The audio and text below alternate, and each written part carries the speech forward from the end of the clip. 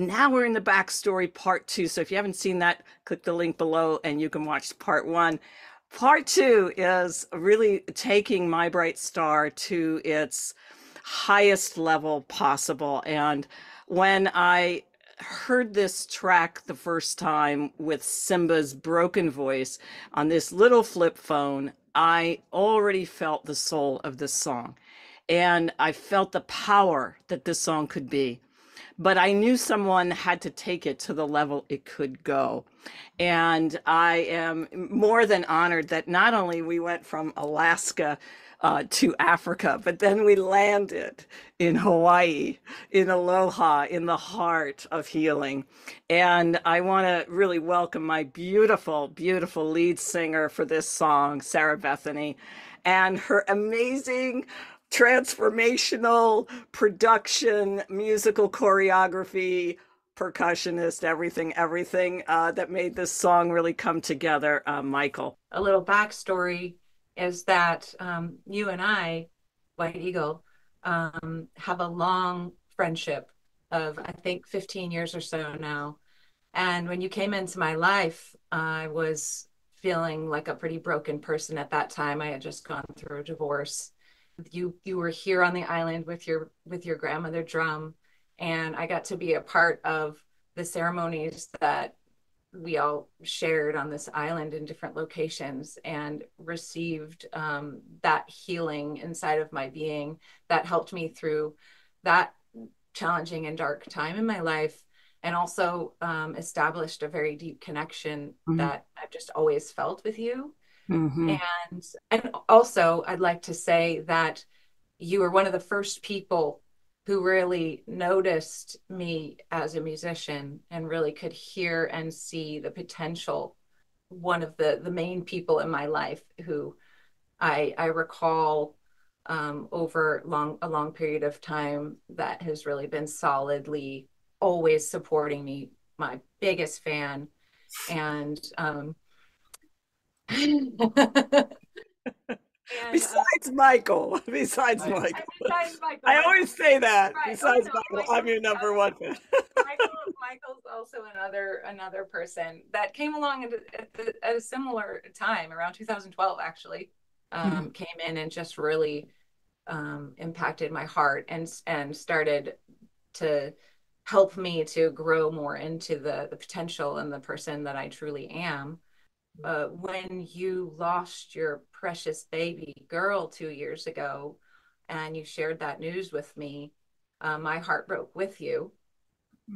And I think that I wanted to try to understand a way that I could be with you through this, that I could be supportive. And I don't think I really knew what to do in some of the moments. But certainly when this song came to me as a possibility that I could be involved with this song, hearing the words and the melodies, I just have felt beyond honored and blessed to even be considered a possibility to be the one that gets to sing this song.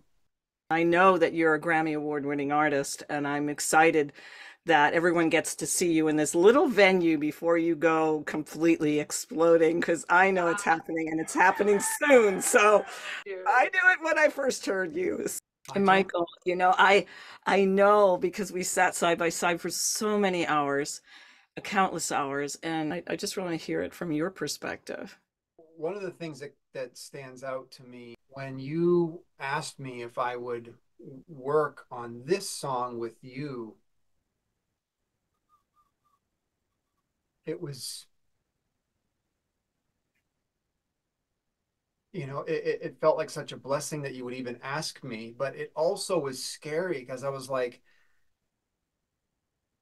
how can I give more to this than I already just the way that I normally am? Like I felt like it was going to need something from me that I had, that I didn't know whether I had or not. And it was so important to me. I was just really, um,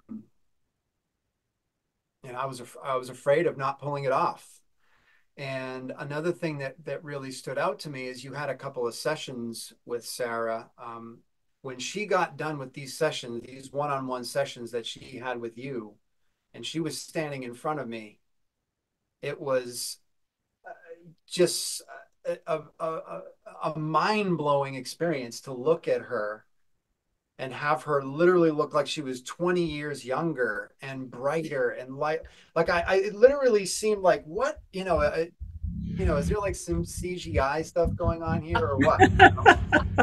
So those experiences also really made me feel like, oh man, I gotta be, I have to be something huge to be able to hang out with this amazing woman. So um, and then when you add on top of it what this song was written about, and then when I first heard the words and just reading the word, I don't think I've ever had an experience of reading lyrics to a song and just simply reading the lyrics move me to tears. Like that's not a normal thing. And if it has happened, I don't remember it, but it happened. Just reading those words, I was like, wow.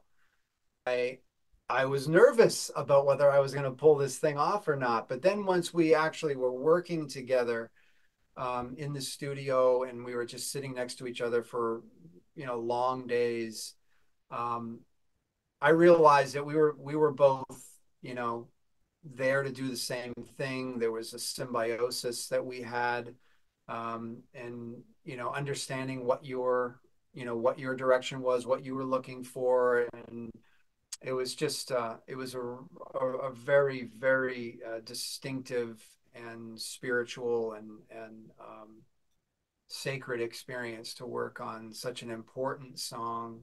When I was mixing that song, I don't know if there's anybody out there that actually knows how many times you have to listen to something when you're mixing it, but it's hundreds and hundreds of times. And every single time it made me cry. A lot of people think like, oh, I don't know how you can mix something, you must get sick of it. But um, man, I just cannot listen to this song without crying. And I feel like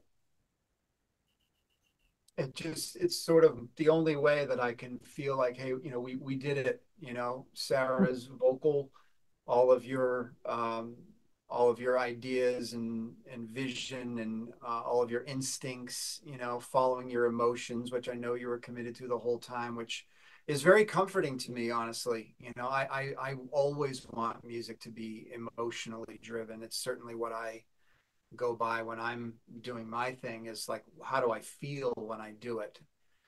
And I just really felt like the three of us in particular just worked together in the only way possible that we could have brought this song to the level that we did, which is the only level that was going to be acceptable to any of us. And I just feel so grateful and humbled that I got to work on it. I can't wait for this thing to be somewhere on the internet where I can just be firing this thing out to people. I'm really, really looking forward to being able to do that. And Well, I think that the genius that each of us tried to bring to it, and the pure genius that came, is this place in our emotions of where all of us have gone through grief, loss, trauma. That one place that always feels it's never quite healed and it's always open. And I think that that's the humanness of this story, and it's the brokenness of this story. But the other part of this the song, there's the dark and the heavy of the grief process, but there's this rising out of the ashes that I wanted this song to have, and this lift into the angelic, into this a cappella choir that you both designed with such precision.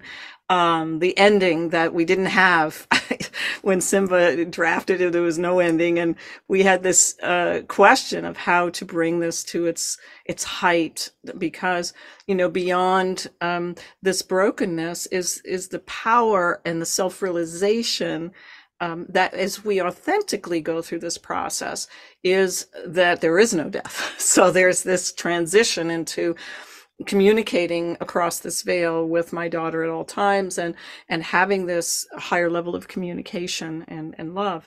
So I think that that was what we were going for. And I think for me, the two of you combined, Sarah, with your impeccable range, your impeccable ability to do black gospel, to jazz, to this, to that, and your voice can carry itself through all of this range.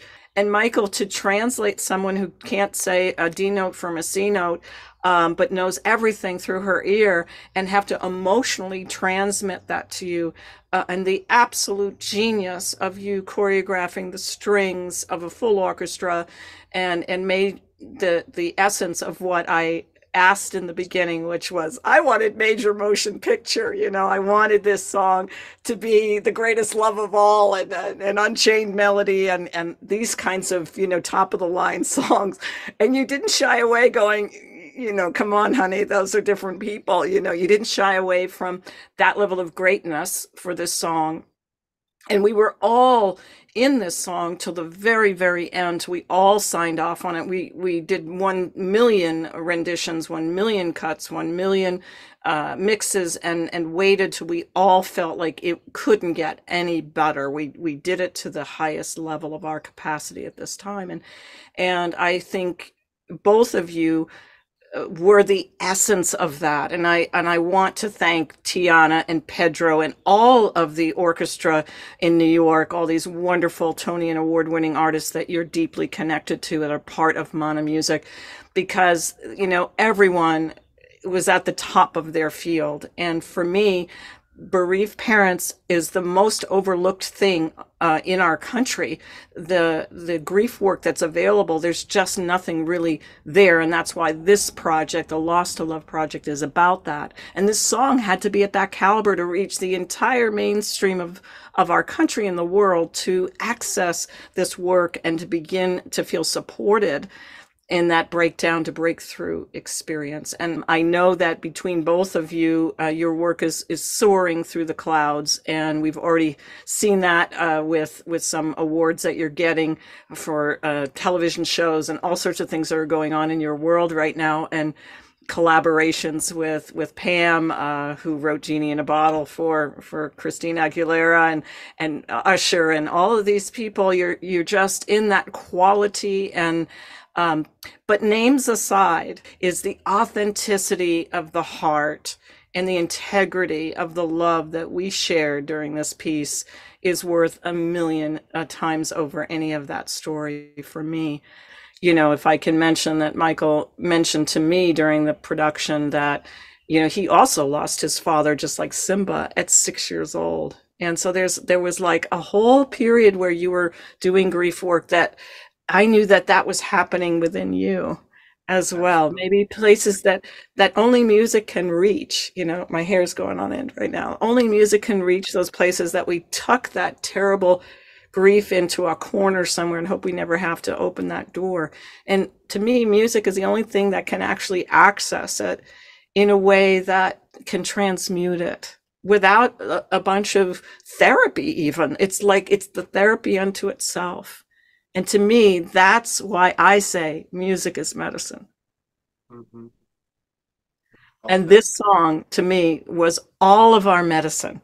And these pieces that kind of brought us into this track of, wow, being able to heal through music. And I hope that all of you will come out for the concert. I hope you'll get the track and really share it with people who need it. To be that first breath to go into that place inside, and that this might reach you in a way that can transmute at least even a small, tiny baby amount of that you're carrying. Eagle, we love you so much. And everybody else listening, we love you all too. Oh, we love you, love you.